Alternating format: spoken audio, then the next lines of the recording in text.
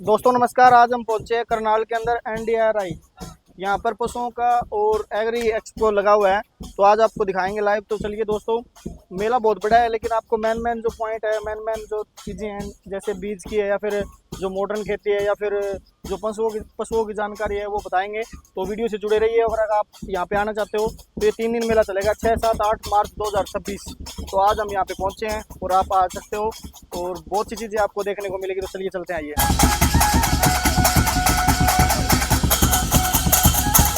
NDRI की है तो देखते हैं नई टेक्नोलॉजी और पता करते हैं, पूरी कवर करते हैं। यहाँ पर दिखाया गया फिशरी डिपार्टमेंट, जो आप फिश और बतख कैसे दोनों इकट्ठी पाल सकते हो और इसकी जो नस्ल है वो आप देख सकते हो।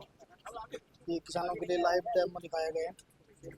देखिए राहु, कतला और सरोई 3 नस्ल इसमें है और ऊपर बतख है। दोस्तों मेला तो बहुत बड़ा है लेकिन यहाँ पे जो मशीनें वगैरह वो नहीं आई, सिर्फ यहाँ पे आई है जो टेक्नोलॉजी, जो NDRI। मैम किस चीज़ की जानकारी दे रहे हो ये? बेसिकली हमने एक प्रेगनेंसी किट डेवलप की है फॉर काउ एंड बफलो। इसमें हम क्या करते हैं, इंस्टेड ऑफ यूरिन हम यहाँ पे ब्लड सैंपल डालते हैं with this pipette, and with in 5 minutes अगर पॉजिटिव है प्रेगनेंसी रिजल्ट तो यहाँ पे 2 लाइन्स आएंगी कंट्रोल और टेस्ट की, और अगर नेगेटिव है तो यहाँ पे जैसे हम देख सकते हैं एक ही लाइन आएगी जी। ये 1 लाइन है तो नेगेटिव है, आपका रिजल्ट प्रेग्नेंट नहीं है हमारा एनिमल। और अगर 2 लाइन है तो मतलब प्रेगनेंसी है जी। तो अभी हमने ये सिर्फ ब्लड सीरम से किया है, मिल्क से भी काम चल रहा है, हम मिल्क से भी डायग्नोसिस कर पाएंगे आगे जी। तो इसमें काऊ में और भैंस में दोनों में? हाँ जी, दोनों में हो सकता है। कितने टाइम के बाद?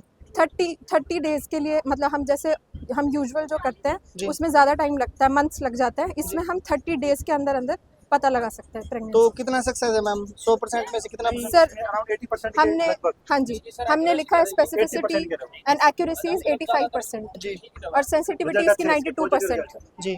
तो कितने दिन बाद अवेलेबल हो जाएगी?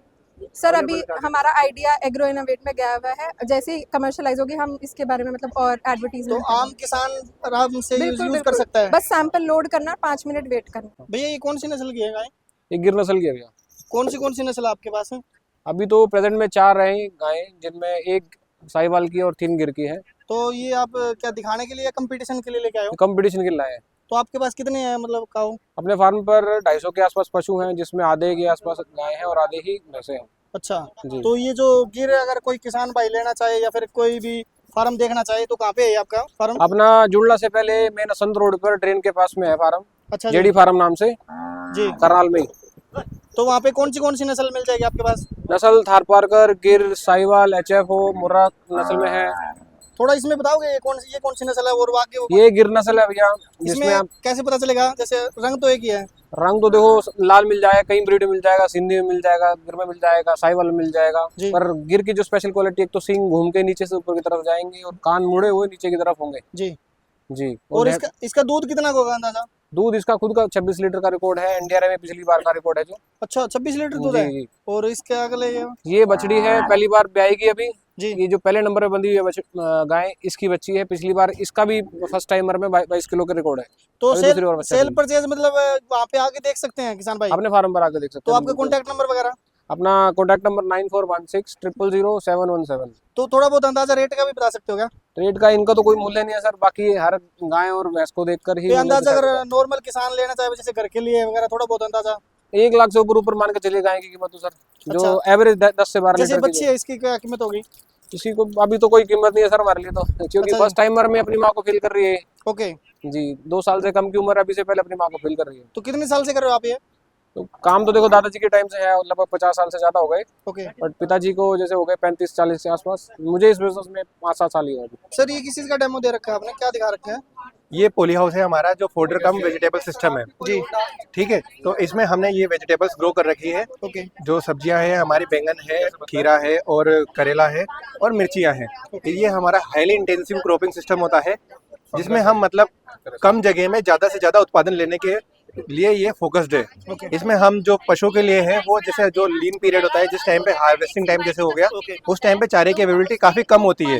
उस टाइम पे हम यहाँ पे सीड्स को ग्रो करके और पशुओं के लिए चारा उपलब्ध करा सकते हैं। ये 7 से 12 दिन में हमें तैयार हो जाता है। क्या क्या सीड उग सकता है, मतलब क्या क्या इसमें? हम जैसे मेज जो हमारा हाईली न्यूट्रिशियस होता है वो मेज होता है। उसके अलावा हम इसमें वीट भी ग्रो कर सकते हैं। बाजरा, सोरगम हमने कर रखा है जी। ये हम ग्रो कर सकते हैं इसमें। तो मतलब कितना टाइम लग जाता है इसमें हमें 7 से 12 दिन में हमारे लिए वो सीड तैयार हो जाता है, जनरेट हो गए।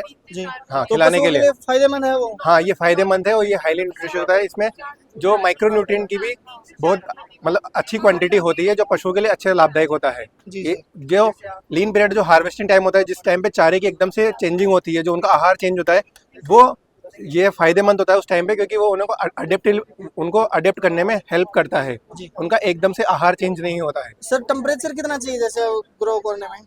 इसके लिए टेम्परेचर जो हमारा रूम टेम्परेचर होता है वो 25 से 30 डिग्री सेंटीग्रेड ओके। इसके लिए मेंटेन हो जाता है। जो वेंटिलेटर सिस्टम लगा हुआ है जी। ये हमारा टेम्परेचर मेंटेन करने के लिए काम में आता है। तो एसी वगैरह की जरूरत नहीं है, फोगर से चल जाएगा? हाँ, ये फोगर से चल जाएगा। और इसमें हमने जो सोलर पैनल का सिस्टम भी ऐड ऑन करा है, ओके। जो मतलब इलेक्ट्रिसिटी की जो हमारी खपत है उसको जी। कम करने के लिए सोलर पैनल हम इसमें इंस्टॉल कर सकते हैं, जिससे ये हमारा चलता रहेगा। हमारा अनुसंधान केंद्र जो है प्याज और लहसुन पे काम करता है, जी। जिसमें लगभग हमारी 12 से 15 वैरायटियाँ प्याज की हैं जी। और इतनी हमारी लहसुन की भी वैरायटी है। जी। तो जैसा किसान भाई जानते हैं कि सीजन पे प्याज और लहसुन की कीमत बड़ा कम रहती है। कम हो जाते हैं। प्याज अमूमन 7 रुपए से लेकर 10 रुपए किलो बिकता है जी। और वही हम जब स्टोर कर लेते हैं 5-6 महीना, जी। तो इसकी कीमत 30 रुपए से लेकर 50 रुपए तक भी हो हो जाती जाते है। हैं। तो सबसे बड़ी चीज़ है किसान भाइयों को स्टोरेज कैसे करना है। जी। स्टोरेज पे बहुत ध्यान देने वाली बात है। जी। हमारे पास एक मॉडल भी है थोड़ा। प्याज का। जी।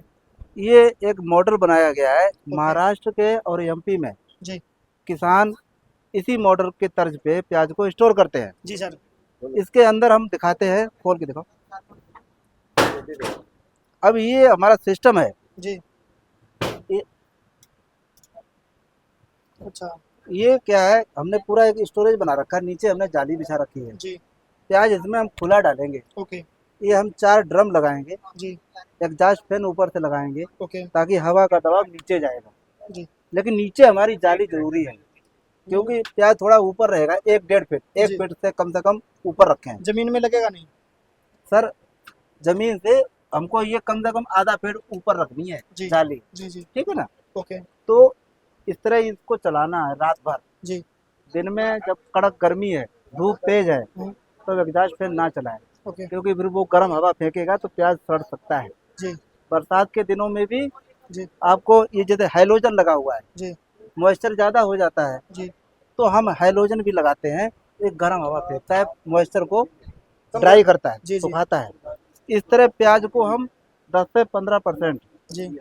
लॉसेज आता है मात्र, जी। और कम से कम 5 महीना आप स्टोर कर सकते हो। मक्का और गन्ने का दोनों का मिक्स है, तो इसको क्रॉस नेपियर बोला जाता है। इसमें दोनों साल्ट है, आप इसको लगा सकते हो। और 12 मासी हर जगह चलने वाला हरा चारा है, और एक इसमें लाल है। दूसरा है जो मस्टैटिस का प्रॉब्लम हमारी देसी गायों में नहीं, बट जो एचएफ और जर्सी गायों होती है उसमें ज़्यादातर ये प्रॉब्लम देखा जाता है मस्टैटिस का, जिसको यहाँ पे हिंदी में थनेला बोलते हैं। जी। ठीक है, तो उसके लिए यूज़ कर सकते हैं। उसमें एक केमिकल आता है, ठीक है, ये होता है एंटीसेप्टिक। इसको हम इसमें डाल सकते हैं। ओके। और मिल्किंग करने के बाद, दूध दोने के बाद इसको प्रेस करेंगे तो वो थोड़ा जो केमिकल है वो ऊपर आ जाएगा। ओके। उसको हम जो मिल्क के जो टिट्स होते हैं, थन होते हैं गाय जी। के, उसमें डुबो दे और उसको फिर रखे ऐसे, तो जो मस्टैटिस का प्रॉब्लम है उसको हम दूर कर सकते हैं। इसके लिए टिट डिप कप का यूज हो सकता तो ये सर बाजार में अवेलेबल है? है। ये बाजार में अवेलेबल है, जी। बट जनरली हम फार्मर के लिए काम करते हैं, तो हम फार्मर को ये फ्री में देते हैं। सो ज्यादातर मस्टैटिस का प्रॉब्लम कैसे होता है कि जो हमारी गाय है, भैंस है, दूध देती है, दूध देने के बाद तुरंत बैठ जाती है, ठीक है। तो जो हमारे टिट्स होते हैं, ठीक है, जो आंचल होते हैं, उसके छिद्र जो होते हैं जी। वो खुले रहते हैं 10 मिनट तक, 15 मिनट तक। तो अगर वो तुरंत बैठ जाएगी तो नीचे जमीन पे कोई भी इन्फेक्शन लगा होगा वो अंदर द्वार के द्वारा अंदर चला जाएगा। जी। इसकी वजह से हमारा मस्टैटिस होता है। तो हमें क्या करना है, पशु को दूध दोने के बाद तुरंत नहीं बैठने देना है। ओके। तो इसके लिए क्या करेंगे, जानवर तो हमारा सुनेगा कि नहीं कि हम भाई मत बैठ, तुम नहीं बैठेगा। जी। तो इसके लिए हम क्या करेंगे, जो हमारा कॉन्सेंट्रेट होता है, जो दान होता है, खान होता जी। है, तो हमें दूध देने के बाद या दूध देने के टाइम पे देना है। इससे क्या होगा कि जानवर खाता रहेगा जी। और बैठेगा नहीं। तो ये आधे पौने घंटे तक अगर वो जानवर खड़ा रहता है तो इसकी वजह से भी हम मस्टैटिस का प्रॉब्लम दूर कर सकते हैं। Thank you. ये किस चीज़ की जानकारी दे रहे हो? हाँ, ये हमारा प्लांट में जो बटर से घी बनता है जी। उसका एक सिंपल सा मॉडल है। ओके। तो यहाँ पे हमारा ये दोनों बटर हमारा पहले स्टोर करके रखते हैं, जी। और ये जो पीली वाली लाइन है, जी। इस पीली वाली लाइन से ये बटर इस स्क्रैप सरफेस हीट एक्सचेंजर के सेंटर वाली लाइन में बटर आता है ओके। इस पीली वाली लाइन से, जी जी ठीक है। और इधर हीटिंग एलिमेंट है जिससे हमारे स्टीम जो है सो जी जो हमें इस स्क्रैप सरफेस हीट एक्सचेंजर को गर्मी देता है, ओके हीट एनर्जी देता है। ओके। इस येलो वाली ग्रीन लाल वाली लाइन से आता है, ओके जो बाहर वाले सिलेंडर में, ओके ये हमारा कंसेंट्रिक सिलेंडर है दो, जी अंदर वाले में बटर है, जी बाहर वाले में स्टीम है, ओके। जिससे हमारा, और ये हम इसको बार बार इसको घुमाते रहते हैं, इसकी स्पीड बढ़ाते घटाते रहते हैं, जी जी जिससे कि बटर हमारे सरफेस पे जमा ना हो, ओके और फिर ये बटर से घी बन के यहाँ हमारा कलेक्ट होता है, ओके। और फिर इसको हम पैक करके जहाँ डिस्ट्रीब्यूट करना हो वहाँ पे। और ये क्या डेमो दिखाया है, ये थोड़ा बता सकते हो ये क्या ये चीज़ है? हमारा सौर ऊर्जा आधारित, सोलर सिस्टम आधारित हमारा ये दही बनाने का यंत्र है। अच्छा हाँ, इसमें क्या है कि हमारा जो दिन भर जो पानी गर्म होता रहता जी। है वो नेचुरल कन्वेक्शन से ऊपर की तरफ आता है गर्म पानी, ओके ठीक है। गर्म पानी यहाँ से फिर हमारा निकलता है जी। और इधर से आउटलेट, ये ओके। आउटलेट हमारा इसमें जाता है। ओके तो ये जो सिस्टम है ये देख रहे हैं, ये हमारा हीटर, वाटर हीटर, जी तो ये वाटर हीटर, इसमें हमारा फैन है जो हमें इस चैम्बर में गर्म हवा देता है, ओके और इसमें हमारा 40 से 42 डिग्री टेम्परेचर हमारा मेंटेन रहता है, जी। जिसमें हम दही के जमने के लिए रखते हैं। 4 घंटे में ये दही हमारा बहुत अच्छी गुणवत्ता का बन के तैयार होता है। अच्छा जिसके बाद, और इसमें हमारे कूलिंग का भी सिस्टम है। वैसे जब कितने मतलब टेम्परेचर में होता है दही, कितना टाइम लग जाता है दही में? 4 घंटे में दही बनता है, या 37 डिग्री इसमें से तो 4 घंटे बनता है, अगर वैसे रखे तो थोड़ा कम लगेगा। अगर हमने 40-42 डिग्री रखा तो 3.5 घंटे में बन जाएगा। अच्छे जी और इसके बाद क्या करता है, जब दही हमारा तैयार हो गया 3.5-4 घंटे में, जी तो इसमें ही कूलिंग की व्यवस्था है नीचे, ओके ठंडा होना के लिए। ओके तो हम इसका इस सप्लाई को बंद कर देते हैं और उसको कूल कर देते हैं इसी में। तो हमारा अच्छी, मतलब काफ़ी देर तक शेल्फ लाइफ काफ़ी अच्छी होती है, मतलब दही की लंबी चल जाती है लंबी चलेगी, आपकी खट्टा नहीं होगा, क्योंकि हम इसको हटा के उठा के लेके जाने की जरूरत नहीं है। जी बाकी सिस्टम में क्या होता है कि हम दही जम गया, उसको हम फिर कूलिंग रूम में लेके जाते हैं, तो थोड़ा दही हिलता है, ओके हिलने से उसमें पानी छोड़ देता है, जो जी, खट्टा बन जाता है, वे ऑफ बोलते हैं। जी तो इसमें वो है नहीं, यहीं पे हमारा मतलब cooling अगर जो कोई है। दही का काम करना चाहे तो वे इससे कर सकता है। हाँ, हाँ, हाँ, हाँ। जी और ये ताकि सोलर वगैरह- से हमारा एनर्जी मिल रहा है, तो हमारा इलेक्ट्रिसिटी की भी बचत है, जी जी ये काफ़ी ग्रीन एनर्जी बोलेंगे इसको। तो दोस्तों ये मेला 3 दिन चलेगा, आप यहाँ पे आ सकते हो करनाल के अंदर। और आपको बताएं, पहले बस स्टैंड पे आना पड़ेगा, बस स्टैंड के बाद यहाँ पे सीधी डायरेक्ट बस लगी हुई है और वहाँ पे आपको गेट पे उतारेगी, गेट से फिर आप इसके अंदर NDIR के अंदर आ सकते हो। और आपको दूसरा ये बताएं कि यहाँ पे आप अपना पशु भी लेके आ सकते हो आप, क्योंकि यहाँ पे कंपटीशन होगा और वो कंपटीशन कल होगा। अभी ये देख सकते हो यहाँ पे साइड आपको दिखाते हैं, तो देखिए वो तैयारी चल रही है वो साइड जी, पशुओं की जो कंपटीशन है, किसान यहाँ पे लेके आ रहे हैं अपने पशु, ताकि पंजीकरण करवाना होगा पशुओं का, और उसके बाद 2 दिन कंपटीशन चलेगा। आज ये मेला यहाँ पे देख सकते हो आप। वैसे इतनी भीड़ है नहीं, जो हमने मेन चीज़ें वो आपको दिखा दी है। और अगर आप आना चाहते हो तो मेले के अंदर आ सकते हो दोस्तों।